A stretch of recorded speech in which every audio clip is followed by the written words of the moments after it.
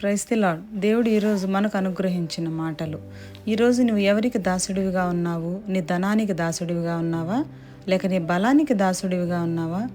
లేక నీ ఆస్తిపాస్తులకు దాసుడు అయిపోయావా?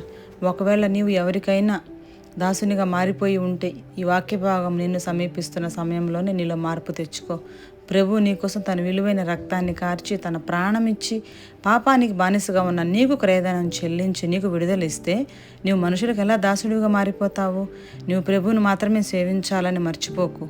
నీ పాపానికి ఆయన ప్రాణాన్ని బలిపెట్టి తన అమూల్యమైన రక్తాన్ని ధరగా చెల్లించి నిన్ను బానిసత్వం నుండి విడిపించిన యేసయ్య మాటనే నువ్వు వినాలి. ఆయన మార్గంలోనే నీవు నడుచుకోవాలి.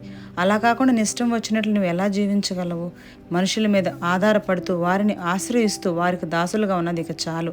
ఇక మీదటైన మనుషులకు దాసులుగా ఉండడం మానేసి నీ ప్రభువుని నీ పూర్ణ హృదయంతో ఆరాధించు. ఆమెన్.